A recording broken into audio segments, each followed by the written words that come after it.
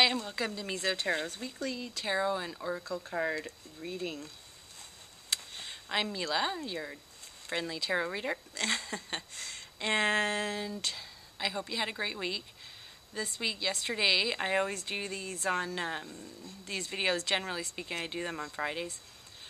So it's Friday afternoon, and yesterday was the full moon. I hope you took the time to release anything that you need to release, any worries, anything that no longer serves you. You just send it up to the moon. It's not too late if you're watching this on the weekend. It's never too late. Ask your angels for some protection and guidance. Help them relieve the burden off your back by sending that stuff away. I've had a lot of family issues going on. So, including with our dog that's wandering around here that you probably won't see because he's just little. So I'd like to ask you for, if you are a Reiki healer, if you could send it to my family and I, and of course our favorite little puppy, Zeus. Let's get into the cards. Okay, moon. Didn't we get this last week? Intuition. Moving out of the rough stuff. Getting through it. Balance is key because of the, and it's good and bad, right? Everything, you know, real true spiritual healers and such like that, they say that no, there is no real good and no real bad. Everything's just energy. Well, try saying that to somebody that's going through a really rough time, right? But what you have to realize it's that breakdown before the breakthrough, or the crappy bit. Like, sometimes it just sucks shit before it gets really better. It's gonna get better. It's getting better. Like, I'm seeing towards 2015 and how things are going to be then. It's going to be a strong foundation for moving forward. But you have to take the time now to kind of plan it out. You don't have to have everything in play, right? You don't have to have everything, every move you make ready, but you have to be open and setting the intention right now. So with the full moon, because the moon is here, with the full moon, right? You just release all those stresses and fears, right? And ask for guidance so that it can get to the better spot. And it will, I promise. So here we go. We got the Seven of Wands. She's always a tough chick, standing up for her grounds. It came up in reverse for me. That always seems, that indicates to me, especially in a general reading, is that we've got to loosen up a little bit, right? We've got to start going with the flow. There's been a lot of stuff going around, right? You know, that Wheel of Fortune was a couple weeks back, that kind of residual effect still going, right? The major arcana cards last for a long time. So even when you see them in these readings, right? Even for the weekly readings, they can stretch out over weeks or a month or months, sometimes even years, if you don't learn the lesson from them, right? So when all of this stuff maybe is trying to get you down, or maybe things just don't seem to be jiving, right? Relax a little bit. There's not much else you can do about it anyways. So just relax, go with the flow, step into it. Your answers will come. I guarantee it. And they usually come when they're around water. In the shower, in the bathtub, by the river, lake, water, right? So take the time to get down there and do that, or take a bath or what have you. But it's time to loosen up a little bit. Everything doesn't have to be so strict. Does that make sense? I hope so. Let's find out what's going on into the weekend. Woohoo! Strength. Watch out, everybody. This is fiery passion. This lady, if you can see her, scantily clad. I always like that. And the lion, she's taming the lion behind her. This is about passion. That ferocious passion from within you. And it's time to light up that passion. I've been talking about this. It's time to do that be more stuff. It's time to really light that fire under your butt and make things shift in your way, right? So even though you may have been trying and it doesn't seem to be happening and whatever, there's going to be an enlightenment period here, and you will find your passion. This is also about getting frisky. So you may be finding that you and your partner are a little more frisky together.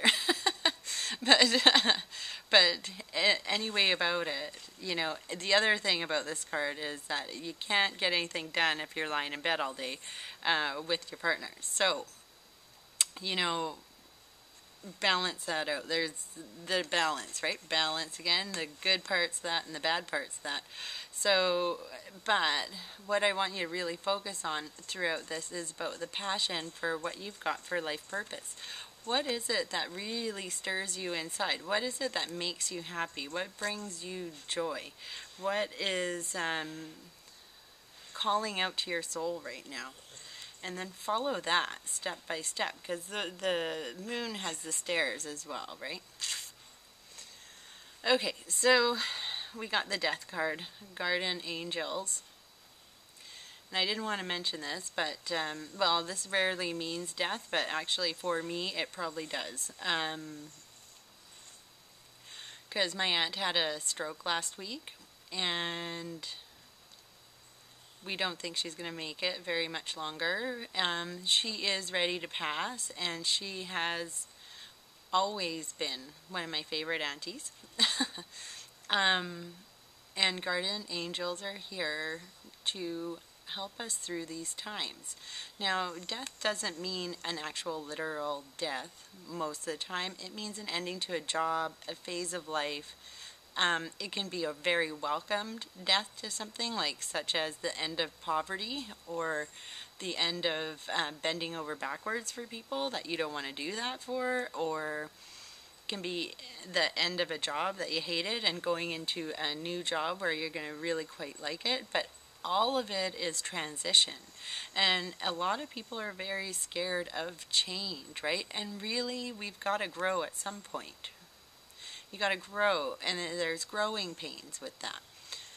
So, you know, if we can send a little bit love to my Auntie Frida as she goes through her transition, that would be lovely. So I'm probably going back to the Okanagan next week, most likely on Monday. We'll see how it goes.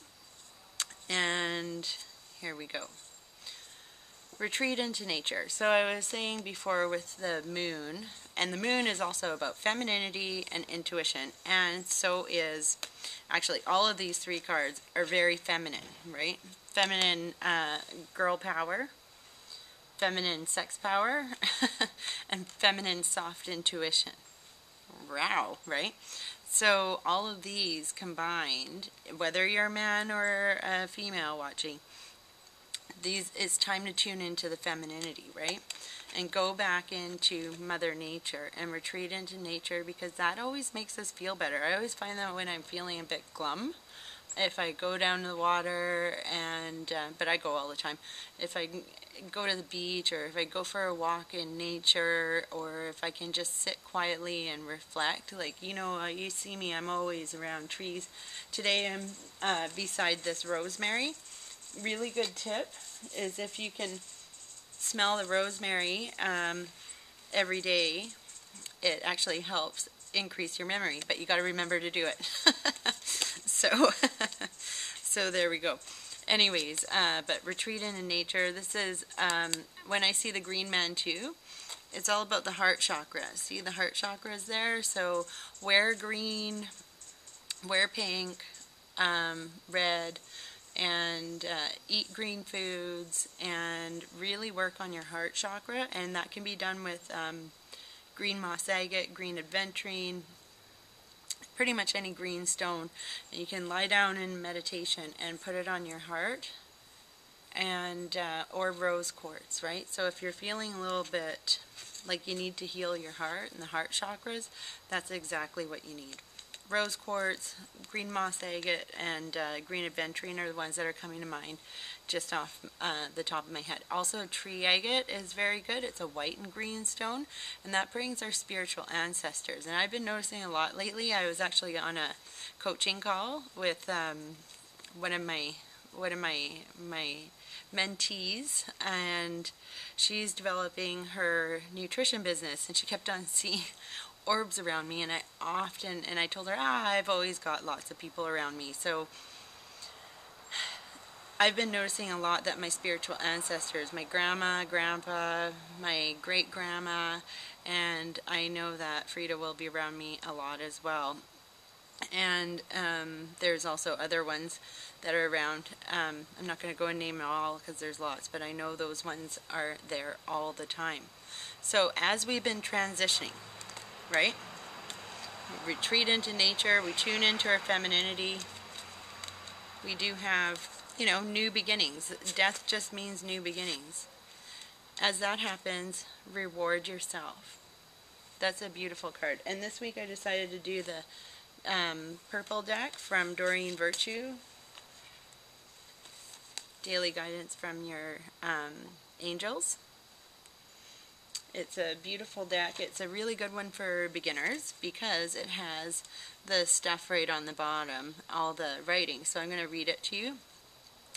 You've been giving a lot of yourself lately, and it's time for you to receive. Make the time to reward yourself in a meaningful way. This balance, remember I said balance at the beginning, of giving and receiving is essential to keeping your energy, mood, and motivation at a consistently high level.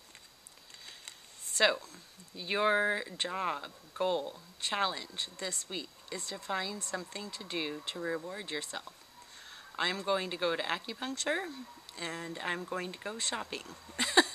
I haven't been shopping for clothes, but remember I just told you I got rid of clothes, so I'm going to go and find some new stuff.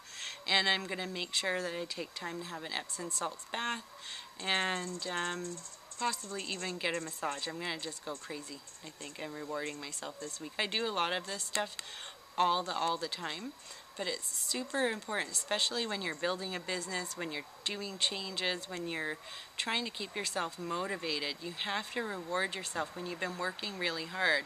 And it doesn't have to be something like going out for a night drinking. It can be as simple as buying yourself flowers, or, maybe you want to indulge in a decadent meal that you don't normally have or what have you.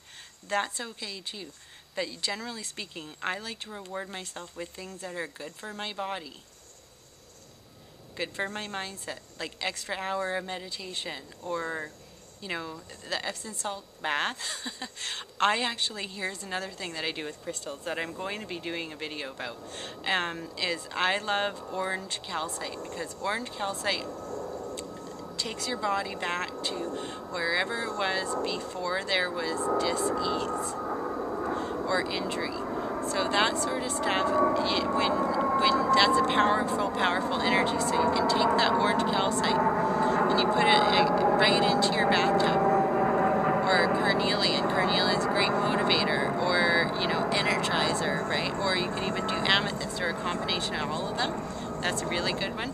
And then you put your Epsom salts in there, and then I put baking soda as well. Man, you feel like $1 million after you get out of there. I would prefer that you reward yourself in a way that's like lounging, reading a really good book, or having a really nice meal, rather than, oh, it's party time, because really, then you feel crappy the next day anyways. So reward yourself by giving yourself something good, right? And that's about it for this week. So we got to tune into our motherly energies, and we do have to receive that the two pillars there on the moon, the good and bad that I was talking about,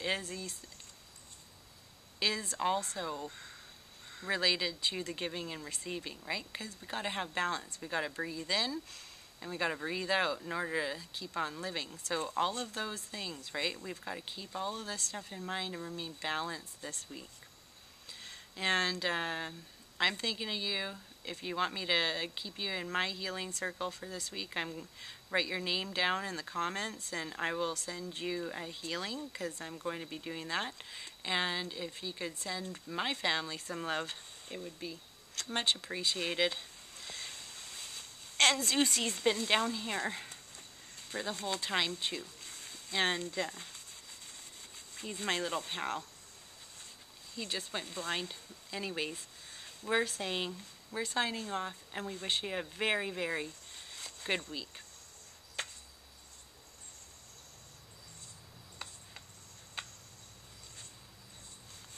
Right, Susie?